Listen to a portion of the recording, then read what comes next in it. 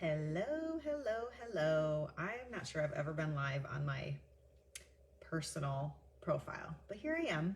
Um, I didn't really know where else to put this live, but I just need to share this and just felt called to do this. So I'm here and I'm talking about animal spirit guides today.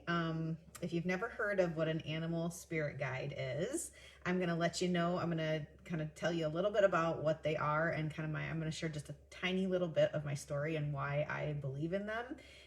And why I use them to kind of guide my days and my weeks and my months and my life. And then I actually have a spirit animal, an animal guide set of cards that I will pull. So if you're watching, I think I can see the comments here. Maybe I'm on my iPad. I should have done this on my computer. Maybe the comments, somebody comments so I can see if they pop up. But anyways, okay, let's talk about what animal spirit guides are. So what they are they help us in our daily lives by providing us protection, guidance, and healing. And I've really come to this past winter, there was a lot of grief. My mom passed, my father-in-law passed, my grandma. We've just had a lot of loss this winter. So I've been really noticing, and I've always been connected to nature. It goes way back. Yep, Maddie, I see you. Thank you for commenting so I can see you.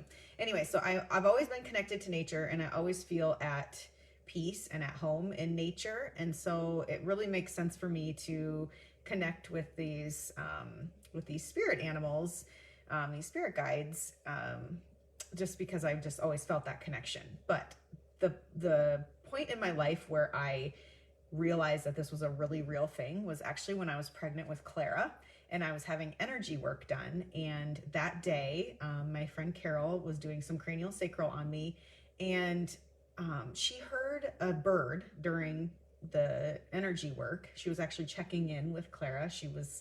I think I was probably like 8 weeks pregnant or something. And so she was checking in to make sure she was doing good, energy wise. And she felt, and she noticed the energy of the baby, which it was Clara, but we didn't know that at the time, being in sync with this bird outside of her window. And so after the session, we went and figured out what kind of bird it was, which it was a mourning dove. And she said she's not used to having those in her yard. That's not something that she had heard lately. And she said it was just so in sync with the energy she was feeling from the baby. And so that was my first experience with having some kind of connection to animals. And then we looked up in one of her books, I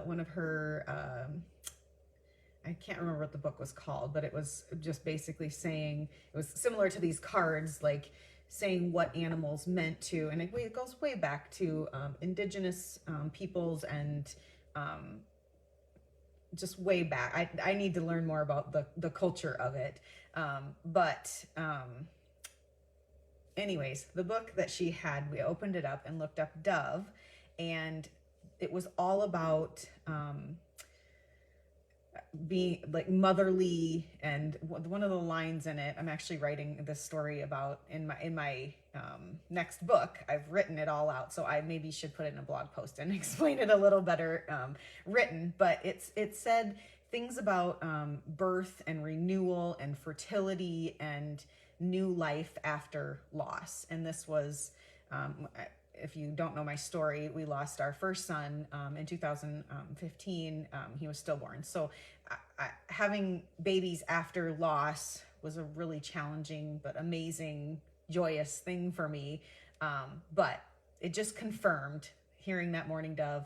And then during that session where early pregnancies was always a troublesome time for me. But so anyways, so birds have always been really important to me. I have 2 bird tattoos. This was before this mourning dove situation. So I've got 2 bird tattoos. And these tattoos I got after we lost David. And so anyways, I could go on and on about bird messages and things that I've had. But then after Clara was born, we actually have a mourning dove that lives here at Natural Plus. Like, I hear it every day.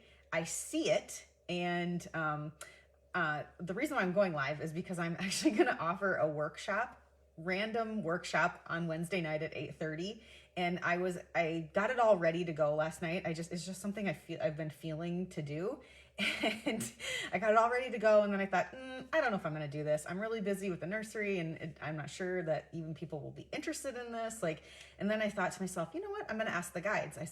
So I just, in my head, said, if this workshop is something I should do, please give me a sign. And literally, I looked out the window and there was a cardinal in my driveway playing in the puddle. I'm like, okay, I hear you. I'm going to do this. So I'm going to that's why I'm going live. I want to introduce people to spirit animal guides. I'm going to draw a card today. So if you're watching and you're in the comments, let's first person to comment if you have something you want some guidance on, or you're struggling with, or just overall you want to get a message from some kind of animal. What I love about these is I pull it. What I'll do is I'll shuffle whoever the card is going to be for. If you make a comment, that's who it will be for. Otherwise, I'll just do the collective, or I'll maybe do myself. But I'll pull a card and then we'll read a little, have a little thing. All right, Alicia Schmidt, she wants it. I'm here for it. She wants some direction in her business. All right, so I'm actually just going to shuffle until I feel like this card is for you, Alicia.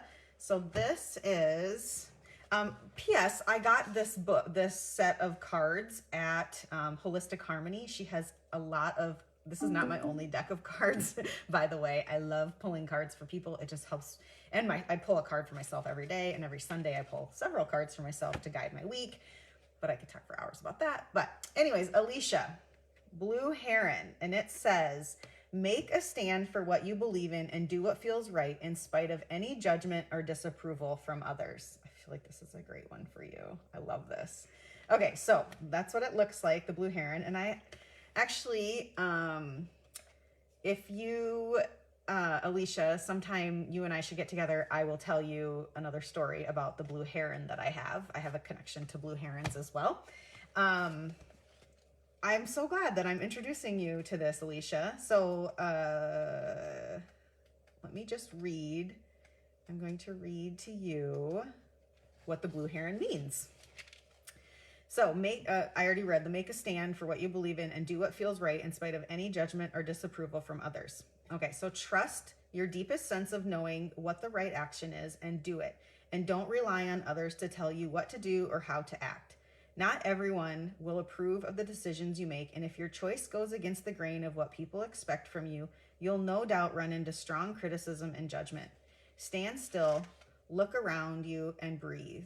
You're doing just fine in spite of others' assessments of you.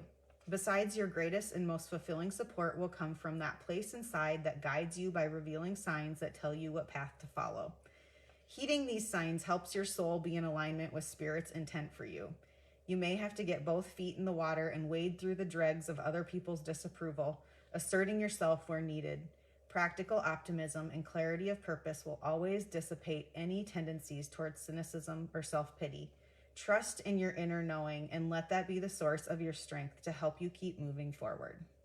So some of the associations with this card are autonomy, dignity, self-determination, balance, gracefulness, peacefulness, resolve, uniqueness, illumination, independence, boundaries, exploration, fluidity, self-reliance, dignity, and deliberateness.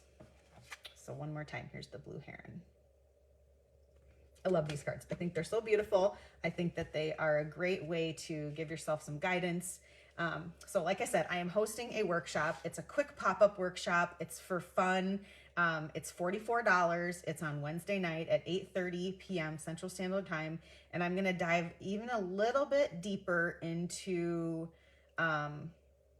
spirit guides, what they mean for me or what they've meant for me in my life, what they like, why, like, how does it work? Some law of attraction stuff.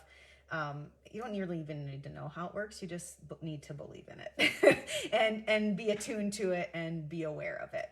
So So yeah, Wednesday night, 8:30 p.m. Central Standard Time. It's an hour-long Zoom. I'll put the link in the comments, and if you want to join us, it's going to be fun. So I'm so glad I got to draw Alicia's first card. She says she's never had a card drawn for her.